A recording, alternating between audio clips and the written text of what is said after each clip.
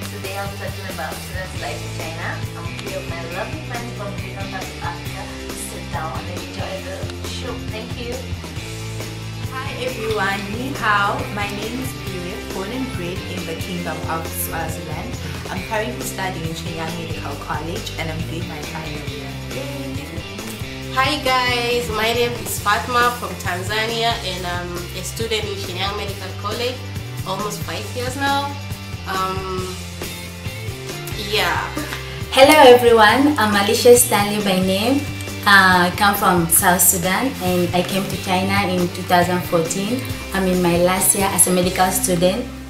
So hope you guys enjoy our show. Hello everybody, my name is Aisha. I'm from Nigeria. I came to China in 2015 and I'm currently in my 4th year studying medicine. Enjoy Jane's show. First of all, being a student in China, you have to gain admission into China. So how was it like for you, Tuma? For me, it was actually easy because everything was done by our friends who are here in China about admissions and everything. And then coming here to China, one of our friends' dad, who we came with, did everything for us. Wow. So it was actually easy, like the traveling, pick up, the luggage, airports, everything. Wow. Yeah, so it was easy. Same experience as well too. Okay. So when you arrived, they picked you, the people you came with?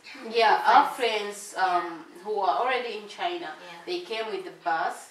Yeah, so they came to take us at the airport and we went direct to the school to register and everything. Okay, so when you came to China, what was the first thing that amazed you, Maggie? Like, can you tell us something that maybe amazed you when you came to China?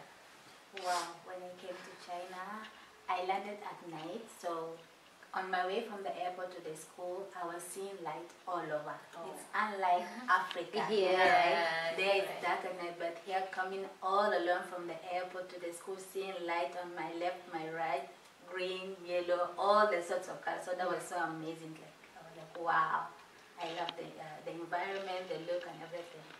Wow, nice. So when I came to China, I actually saw a lot of things that amazed me, shocked me. Aisha, can you tell us something about, like, something that made you, like, shocked you, you know?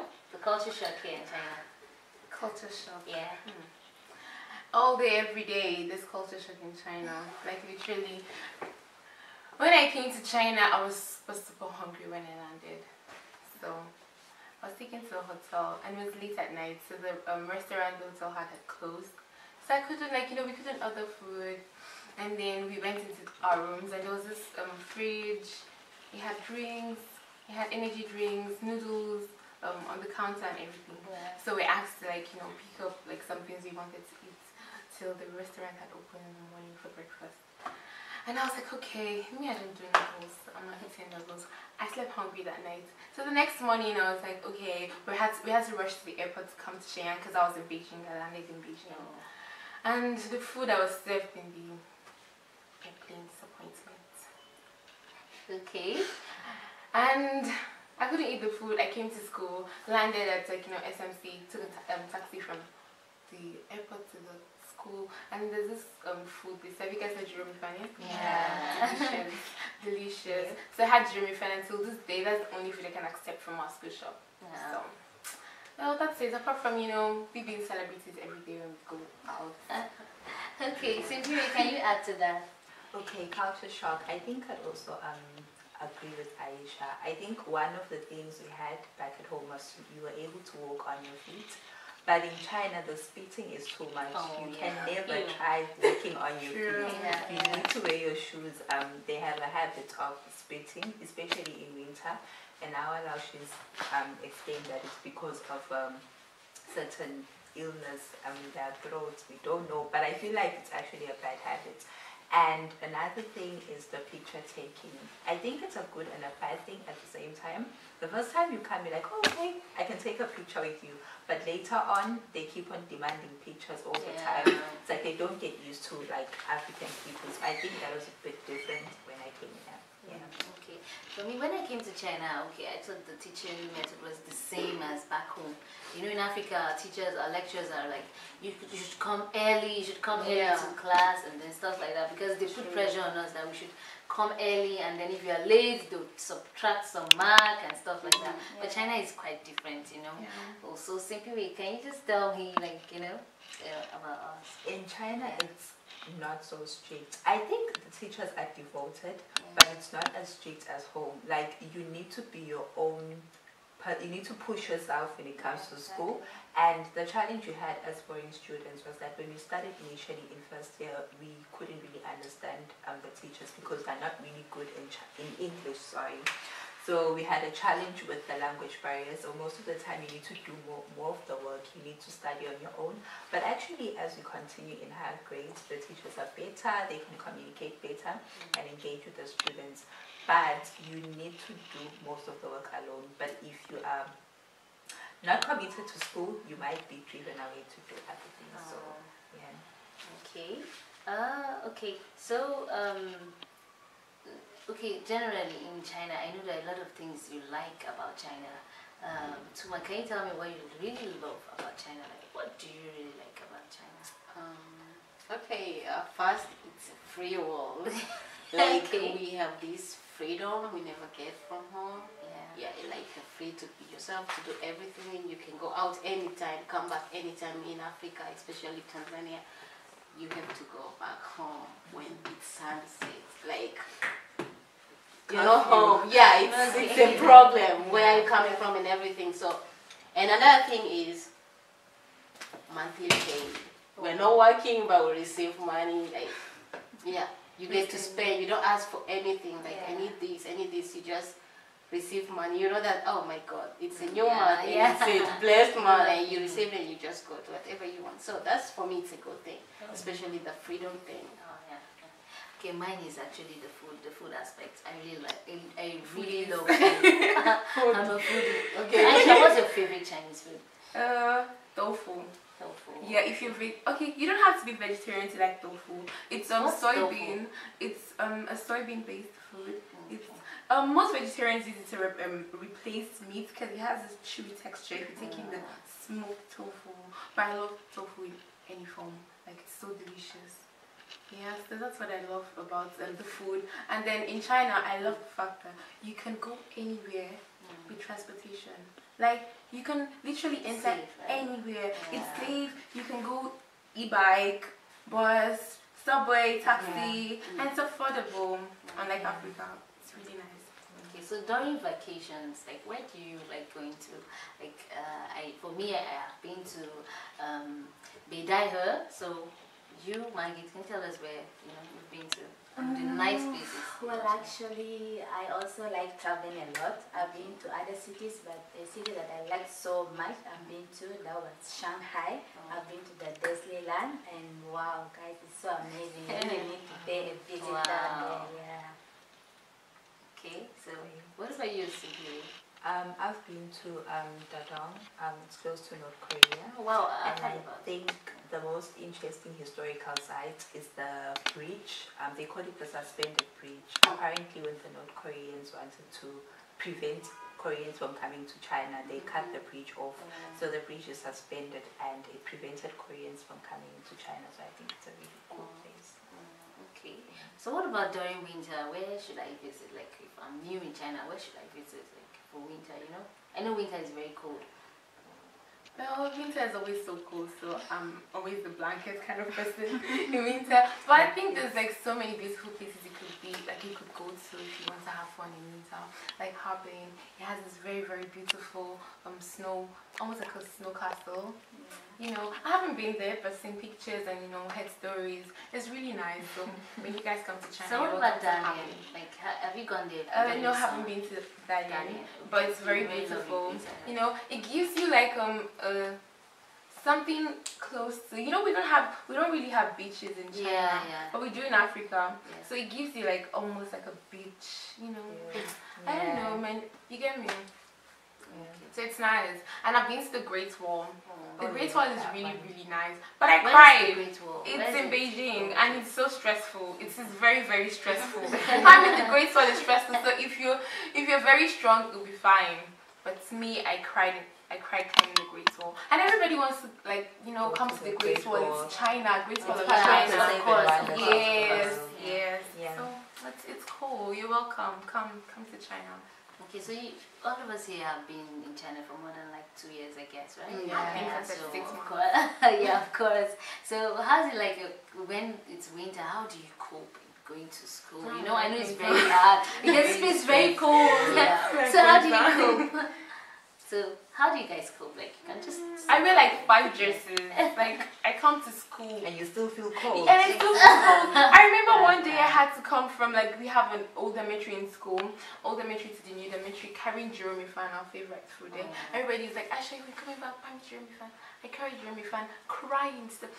I'm ashamed, but it was so cold, and we don't have this kind of cold in Africa. Yeah, exactly. I was so sad. I just wanted to go in and just feel that warmth inside. Okay. So pack your socks.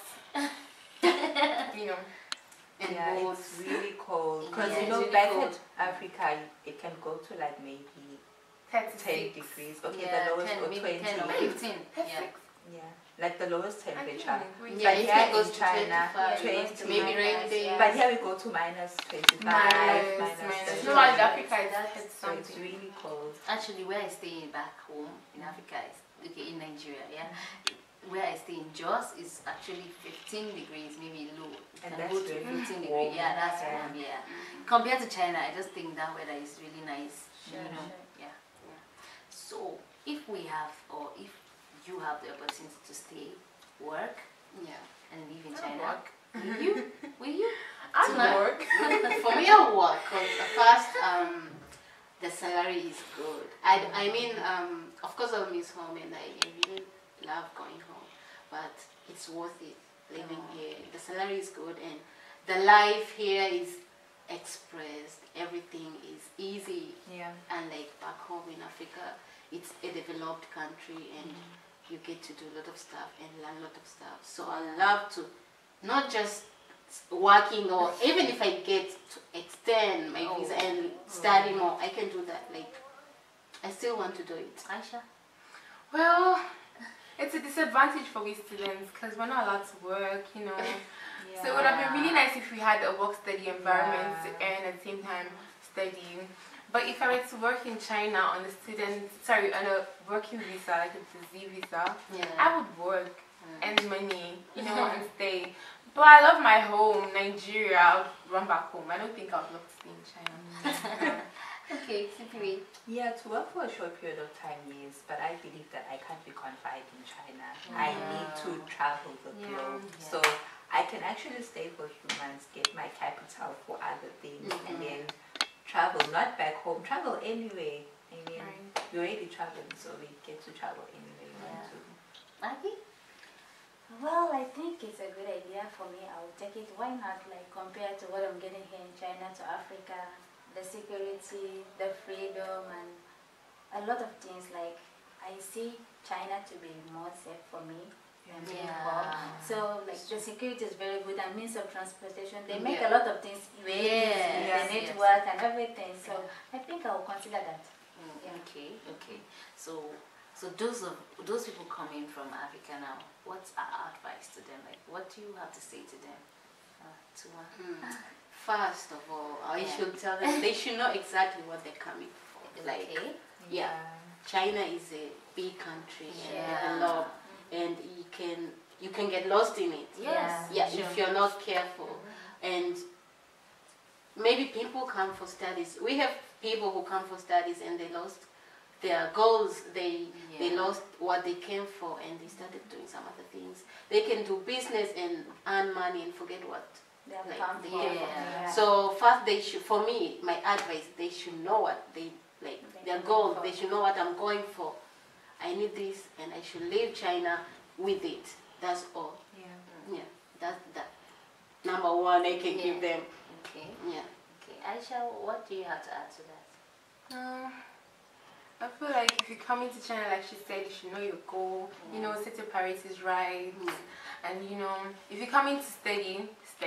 If you come into work, you know, you work, but stay out of trouble. Chinese government, stay out of trouble.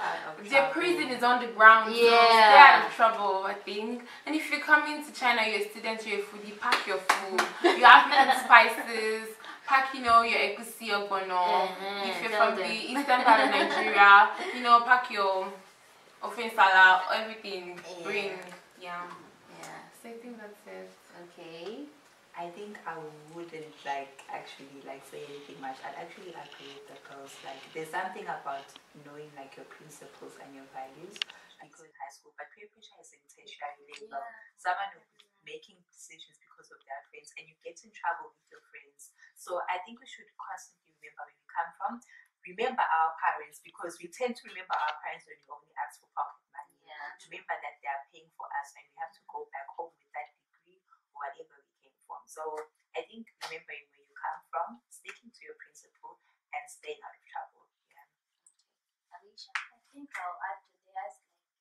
Don't forget your main purpose that is bringing you here to China. And when you come, keep the rules and regulation of the school that you're going to be studying at, and just stay out of trouble and all that. And when you're coming, don't forget your food stuff. You have to really carry that. And the card and that's very important. Landing at the airport, you need cotton balls. Of course, of course. You won't feel your toes. Everything. And bring your makeup if you're girls, you know. Oh my God. You don't get foundation here. Bring your makeup. Everything. Okay.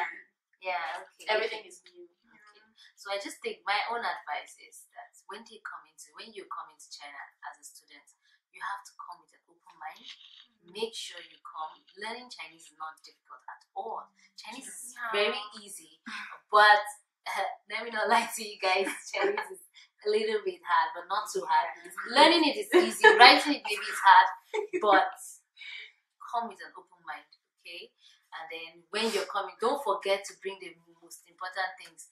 Those foodstuffs that, you know, when you come, you will not be able to eat their food. For me, I wasn't able to eat their food when I came.